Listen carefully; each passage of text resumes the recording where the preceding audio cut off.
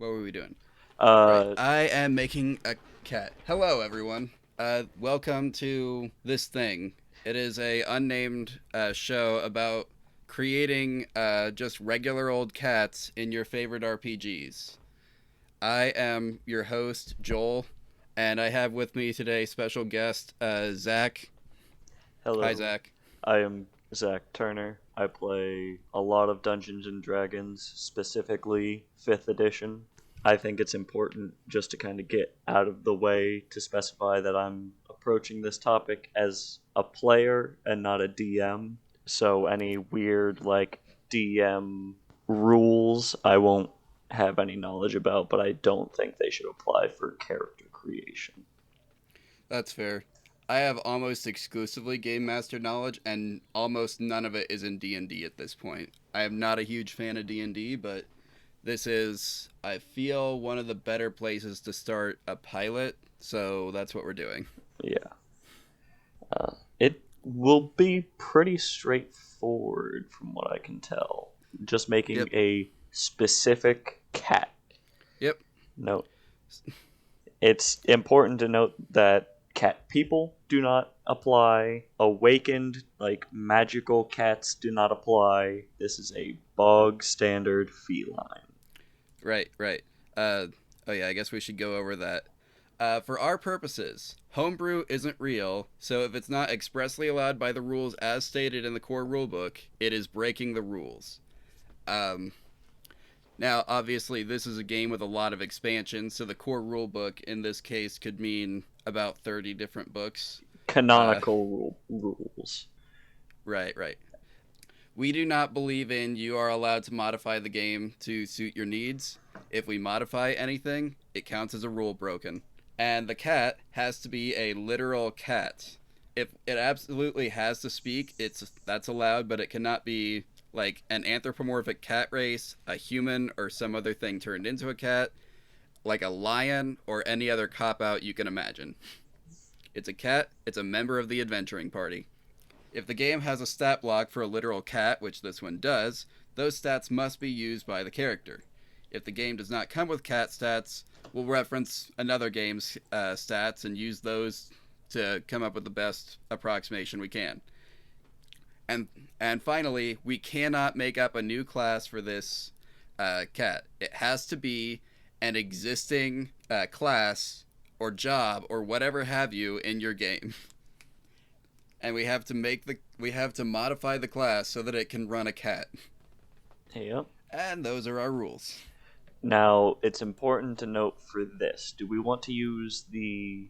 Though I don't know that there's much difference. Do we want to use the monster stat block for a cat, or do we want to use the compendium stat block for a cat?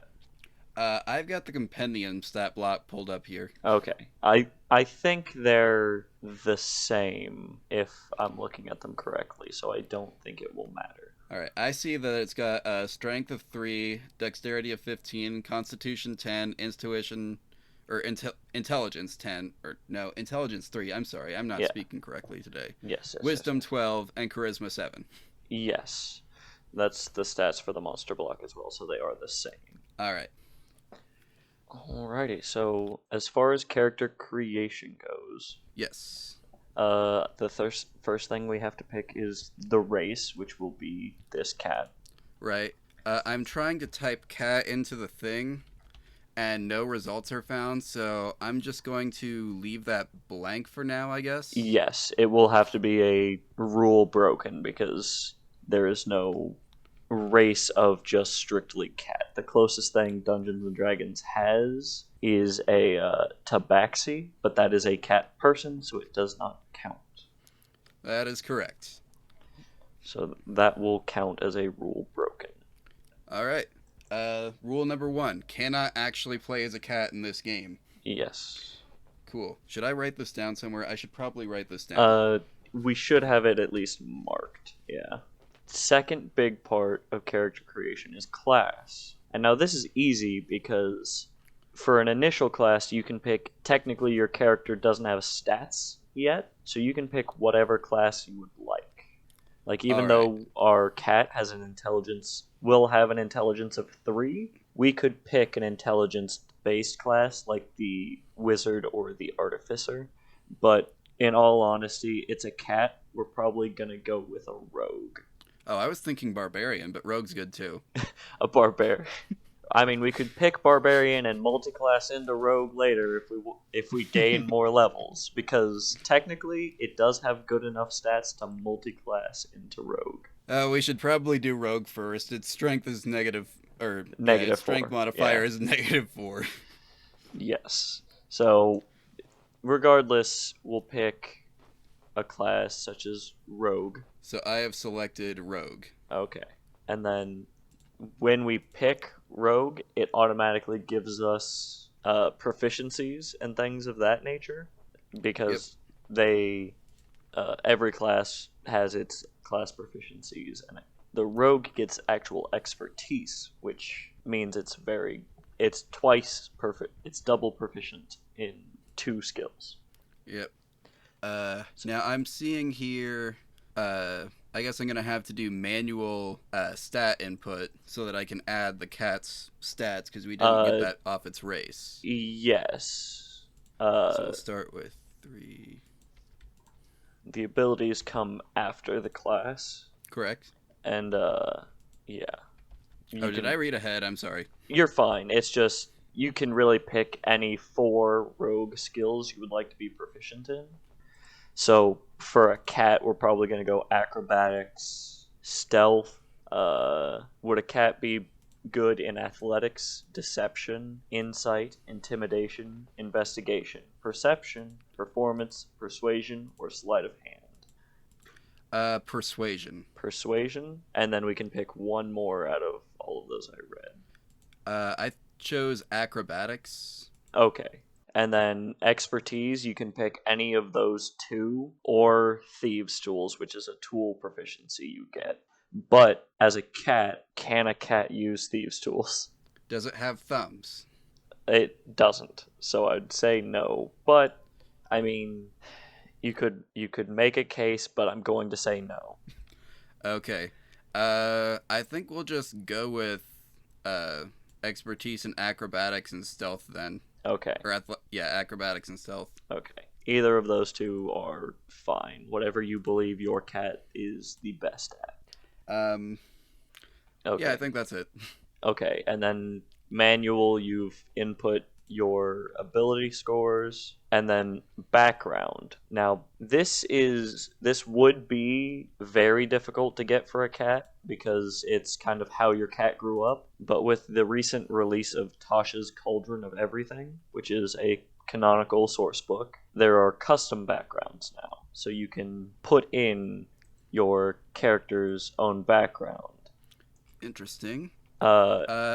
I feel like Urchin might do the trick, though. Okay, if you want to go with Urchin, that's entirely fine. As long as the stray who grew up on the streets. That will work, as long as the actual description isn't like, you grew up on the streets alone, orphaned and poor. You had no one to watch over you or to provide for you, so you learned to provide for yourself.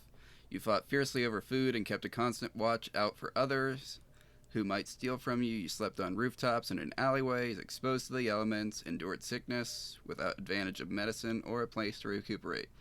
You've survived despite all the odds, and did so through cunning, strength, speed, or some combination of each. Okay, yeah, that'll be perfect. And then with that background, you can pick one more ability, skill proficiency. So animal handling, arcana, deception, history, insight, intimidation, investigation, medicine, nature, perception, performance, religion, or survival. I think survival makes sense. Yeah, especially with that background. And then also with this background, you get disguise kit proficiency, and then you can pick proficiency in a tool set or instrument of your choice. Could a cat have proficiency in land vehicles? I mean, it could. I mean, the cat can play the drums, right?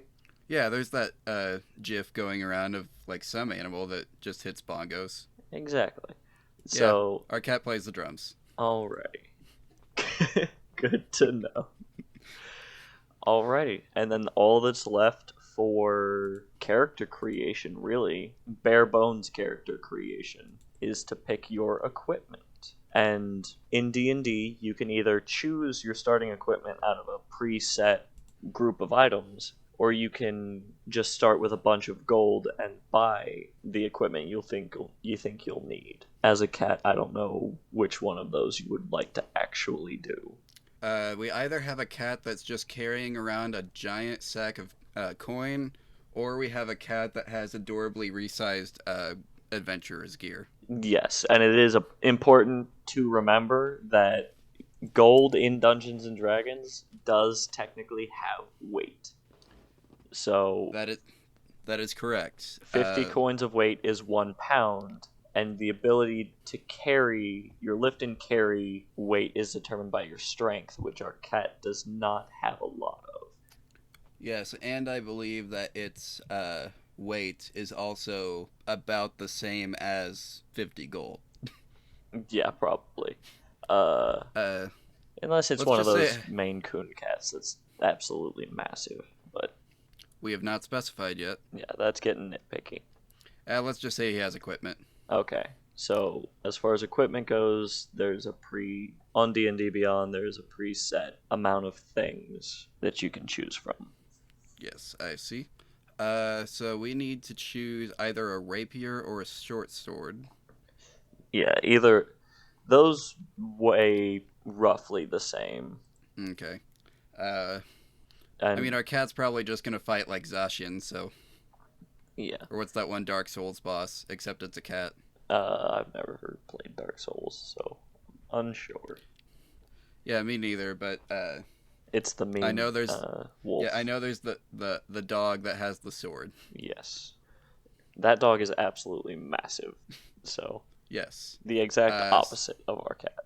Correct. Should we just give him another short sword, or do they also have a bow and arrow? Could they work a bow and arrow? I don't think they could. All right. So our cat has 2 short swords and a burglar's pack. I mean, that makes sense. Yeah, that sounds good to me. Alrighty. Tiny little burglar. All right. So, if that is it for bare bones description, I guess we need to go back now and add in the details. Yes. So really the only thing we're missing is for kind of the D&D, for this to be a viable character in Dungeons and Dragons, we would have to give it a language to speak. And that would be another kind of rule that we're breaking. All right, and we can't do that without choosing a race, or is that somewhere else? Race is kind of just the last thing we're missing. But, yeah, we can kind of fill out a character sheet with everything else. We just can't have it on screen without choosing a race. Well, I guess I will have to do that, and then to share this with the world, I'll have to download the form fillable version of the character sheet and upload it to a Dropbox or something. Yeah, and there are plenty of places to get D&D character sheets online that you can kind of just download the PDF. Might already have one somewhere. But anyway. But really, that's all you need for your bare bones Dungeons and Dragons character. Now, if you were going to make an actual fulfillment, like a full character sheet, you need sort of like a backstory, descriptors of the cat, but yeah. Right. And that is actually part of the plan, because we have broken a couple rules. First off, we're ignoring weight, because cat is not strong and it's carrying 69 pounds worth of stuff. Yes. And it's also important to remember, as far as abilities go, that 10 is the basic human level. So to have an intelligence of 3, you are relying on natural instinct. So we will have to ignore sort of the intelligence penalty you get for it to be an active member of an adventuring party. Okay, so what is that, a total of 4 rules so far? Yes, I believe so. I guess then let's just go into the character details and get started on this. Alignment. Do cats have... Cats are usually unaligned. So true neutral would be sort of unaligned. Lawful alignments mean you adhere to the laws of the land. Chaotic means you are very anarchy based and don't follow a lot of the laws. Uh, good alignments. Good alignments are often you do what's best for the people and people around you, and evil is you are actively malicious to a majority of the world. Right. I think being neutral makes sense, but considering this cat is breaking 4 rules of the universe, I think chaotic makes sense. Cats, I would agree, are fairly chaotic, yes. Okay. So So our cat is chaotic neutral. that is a feasible alignment, yeah. Okay. And faith, is that mandatory or No, faith is largely ignored except for unless your class is dependent upon like drawing your power from a god, so largely clerics. And since our cat is a rogue, we could just ignore it and say he's unaffiliated with any one faith. Alright, that makes sense. This cat does not recognize God, which is how he is able to carry around nearly 70 pounds. Yes. For lifestyle. Lifestyle is really just we kind of picked that when we picked the urchin. We would have So, yeah, wretched then. it would have been wretched or close to. Okay. Yeah, that sounds about right.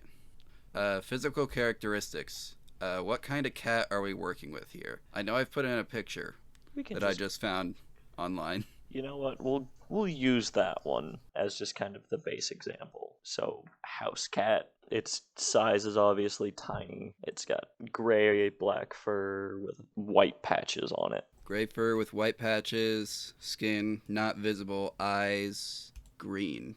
I'm just gonna Google average cat height and weight, and we'll go with that. Yeah. 9 inches, and somewhere between 6 to 10 pounds. This is a street cat, so it's probably gonna be closer to 6. Yeah. It's not going to be one of those plump, easy living cats. Right. Age. How long do cats live? I've never had a pet cat. I've never had a pet cat either. 3 years seems like a decent lifespan for a street cat. Alright. So, this cat's about to join an adventuring party, and they're going to theoretically take good care of it, so it will probably live beyond 3 years, assuming the party does not all get killed in a dungeon somewhere. Very feasible for level 1s. Yeah. So I'd say this cat's about 2 years old.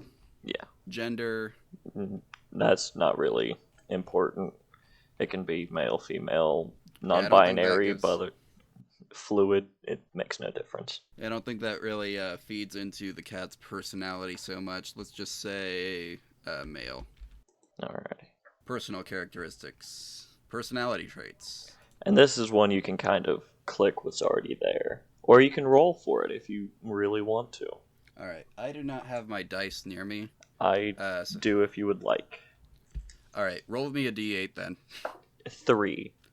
I like to squeeze into small places where no one else can get to me.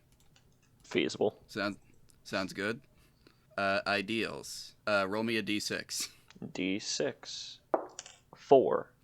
Retribution. The rich need to be shown what life and death are like in the gutters. That is actually based on kind of our alignment. So, okay. Since we wanted to go chaotic neutral, we would most likely pick change.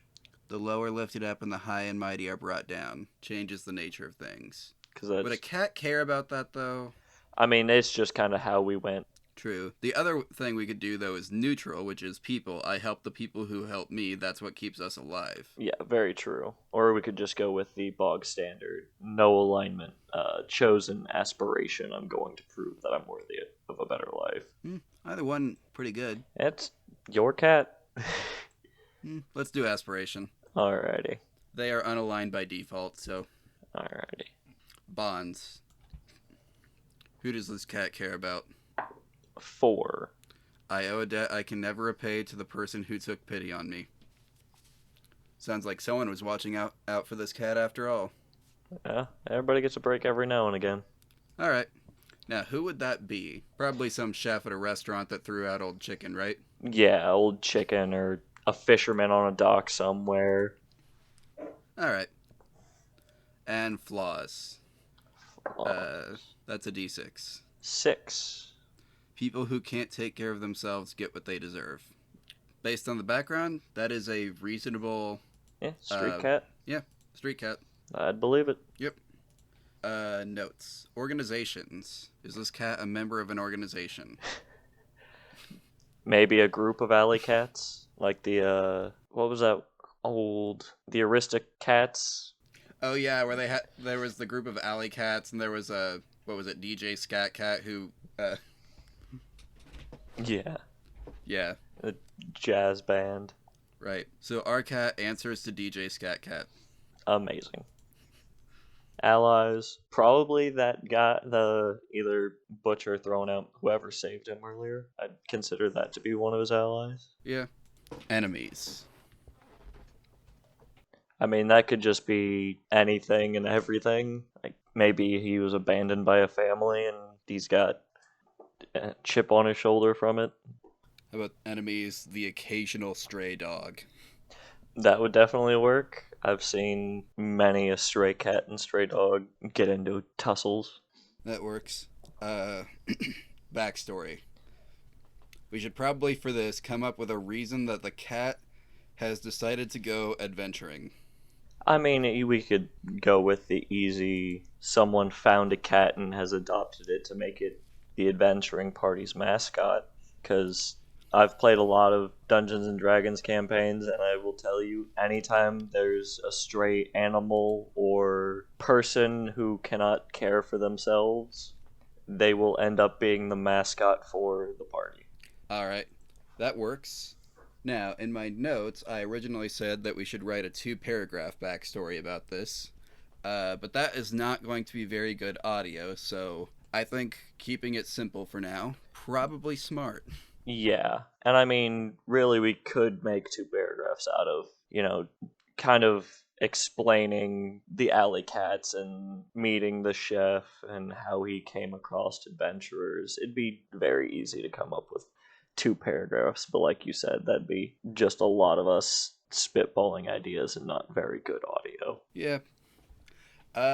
Now, are there any other important details that we need to know about this cat that are absolutely going to come up at some point in the campaign? Not really. That's it for making a level 1 Dungeons and Dragons character. Because if you make anything more refined, like a lot of D&D players will make the mistake of having a super detailed background for a level 1 character that will die immediately. So at level 1, you want to have bare bones information and kind of grow your character as they level up, because as a level 1 rogue with our current constitution, we have 8 hit points. And I'll tell you, just about anything can do 8 damage at level 1. Yeah, that's fair.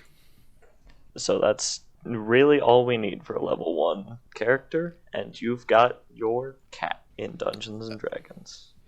Alright. So, I cannot export to PDF as is, so I will have to go back and do that later. Yeah, just kind of get all the character. And all of the skills and everything will you can fill them out on your own with the statistics you already have, as well as your armor class, initiative, your speed. Your speed is actually determined by your race, since we're a tiny creature. We're a tiny creature, so we'd probably have a movement of about 25 feet, but we do have high dexterity, so I'd say we could make a case to have a movement. Oh, hey, here's Cat. The things have finally loaded in. Oh, they did? Yeah. Alright, cool. So we can choose racial traits. Claws. Or no, these are just... Those are just what you get. They're not... Alright. Never mind about that then. Yeah, and actually, if you can look at your character sheet now, and everything is filled in. Alright, let's view that character sheet then. Yes, alright. So, it says that I have a walking speed of 35 feet. Yes. You can move 35 feet in 1 round of combat, which in Dungeons & Dragons is about 6 seconds. Right. And then you've got your armor class, which is just your dexterity plus 10, because you're not wearing any armor at the moment. Yep. Your initiative is just your dexterity modifier, because we don't have anything modifying it at this point. You've got your languages down there, so this cat can speak. It can actually speak 2 different languages, because it's a rogue. It gets thieves can't. And they gave it the Sphinx language. I guess that makes sense. Yeah, that's the sort of racial language. And then you have all of your skill and proficiency numbers on the center column. Okay. Yeah, this is a D&D character. All right, and we only broke 4 rules to get here. Yeah. I honestly expected it would be a few more than that. It would seem like it because of the amount of rules D&D, quote-unquote rules that D&D has, but as far as character creation goes, you've got a lot of freedoms. All right. There might be some Powered by the Apocalypse games that have more rule breaks on the list than this. Like, I cannot imagine just everything that I would have to change on Monster of the Week to use some of those classes, because the one that would work the best for this in that game is technically a homebrew class. I mean, we only had to use one piece of homebrew to get here for the cat, which was choosing the cat race. And obviously, if you're wanting to play just a regular alley cat, you're going to have to get rid of your equipment. I mean, you can't carry 1,000 ball bearings when you're a cat. They might just be really tiny ball bearings. I mean, I've seen some tiny ball bearings, but they do weigh 2 pounds, so nearly as much as we do. Yes, that is fair. Now, we probably should change the cat's name because I've just called it Pilot Cat. Yes, we can call it any name that we want. What is a good cat name? Wait, I've got this. I'm excited to see it. So, we have Pebbлекit, Crooked Paw, Boulder Star, Pale Gaze, Prickle Rock, Small Thorn, Speckle Snout, Fish Leap, Short Flame, or Hunting Sea. I mean, Hunting Sea makes sense for a rogue. First name Hunting, last name Sea. Hey, at least it's not a Dragonborn, because Dragonborns in Dungeons and Dragons have some ridiculous names. Anytime there's a Dragonborn in Dungeons and Dragons, they never use the generated Dragonborn names. They always go by, like, Carl. Because nobody wants to pronounce Dungeons and Dragons fantasy names. That is fair. Because let me see if I can just pull one up here for fun. Where is Dragonborn? Yeah, how would you pronounce this Dragonborn's name, Joel? Numantharec.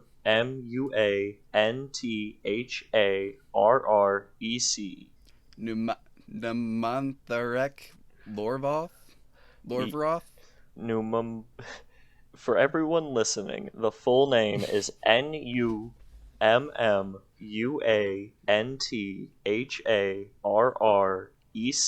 space IOR. Oh, that's an I. VROTH. Okay, 1 second. Let me take another crack at this. That is Dungeons and Dragons, everyone. Nummuantharec Eorvaroth. That's closer than I would have got. Yes. Nummuantharec Eorvaroth. Yeah, that's a normal Dragonborn name in Dungeons and Dragons. All right. His nickname is Numa Numa. That's what the rest of the party calls him. That is how Dungeons and Dragons work. You show up with a character named that, you spend the next 20 levels as Numa Numa. Because nobody is pronouncing that name, because it's ridiculous. All right. Well, let me export this to a PDF, and I will download that, and I'm going to create a Dropbox for this sort of thing. Just on the off chance this actually picks up steam and I get to make more of them. That'd be great, because I am not familiar with a lot of other TTRPGs, and this is actually a really good way of kind of feeling out the character creation process. Yeah, I'd say so. Like just on my shelf, I have Genesis, Modern Age, Shadows of Esteren, Edge of the Empire, Legend of the Five Rings, Shadowrun, Shadowrun 6th Edition, City of Mist, Power Outage, Dragon Age, Time Watch, Scion, Pugmire, the 2 expansions to Pugmire, The Dark Eye, Blades in the Dark. What else do I have? Savage Worlds, Monster of the Week, the Monster of the Week expansion, Masks: A New Generation, Fates, Overlight, and Blue Rose.